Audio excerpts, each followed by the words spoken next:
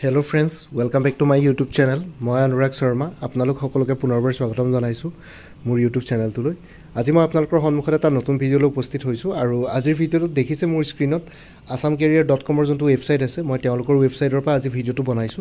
So তেওঁলোকৰ ৱেবছাইটত কিছুমান জবছৰ নটিফিকেশনছ আহি আছে। সো মই আপোনালোকৰ সৈতে তাকে এটা ৰিমাইন্ডাৰ হিচাপে ভিডিঅ'টো বনালো সো দ্যাট আপোনালোকৰ যাতে মিছ আউট হৈ নাযায় বস্তুবোৰ। সো ইয়াতে দেখিছে IBPS ক্লাৰ্কৰ ৰিক্ৰুটমেন্ট চলি আছে, অনলাইন এপ্লিকেশন স্টাৰ্ট হৈছে।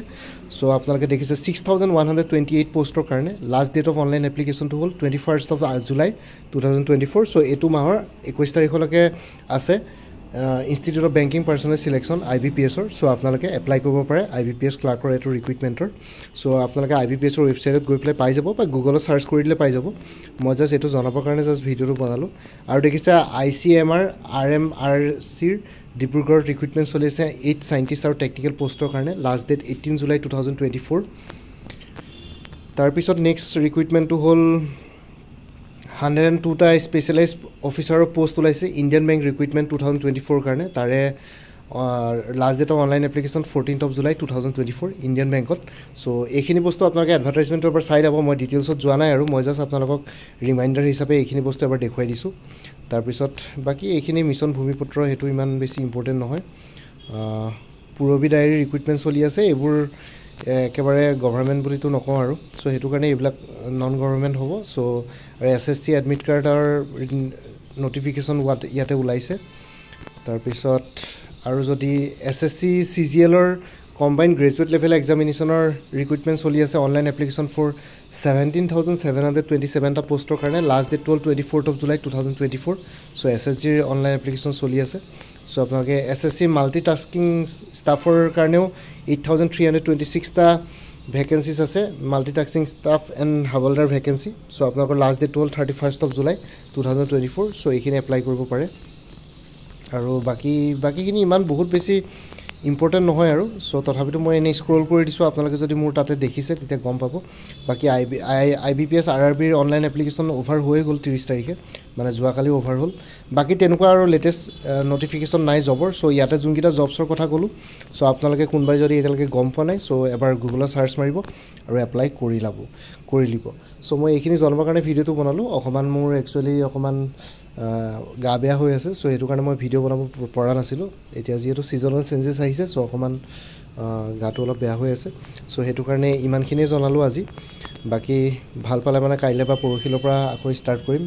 পাৰিলে আসাম ডাইৰেক্ট ৰিক্ৰুটমেন্টৰ কাৰণে ক্লাছেছ ষ্টাৰ্ট কৰিম চেনেলত। আপোনালোকক most important questions with explanation ভালকৈ বুজাই দিম ইংলিছ আৰু আছামিজ লেংগুৱেজত। সো তাৰ কাৰণে চেনেলটো ছাবস্ক্ৰাইব কৰি থ'ব।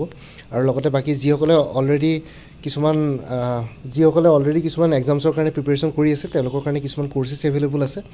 আৰু কোনোবাই যদি আগতে মোৰ পৰা কিবা কোৰ্চ লৈছিলে এবাৰ জনাই দিব, কাৰণ কিছুমান কোৰ্চৰ মেটেৰিয়েলছ একেই হ'ব পাৰে, কমন পৰিব পাৰে। তেতিয়া আগতে যদি কিবা লোৱাৰ কোৰ্চৰ যদি মেটেৰিয়েলছ নতুন কোৰ্চটোৰ লগত মিলে তেতিয়াহ'লে কিছুমান মেটেৰিয়েলছ মাইনাছ কৰি পেলাই যোনখিনি লেফট ওভাৰ থাকি যাব সো সেইখিনি আপোনালোকে ল'ব পাৰিব।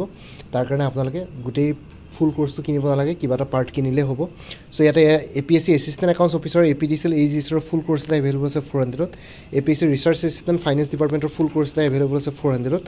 APSC CC preliminary 2024-25 full course এটা এভেইলেবল আছে 400ত।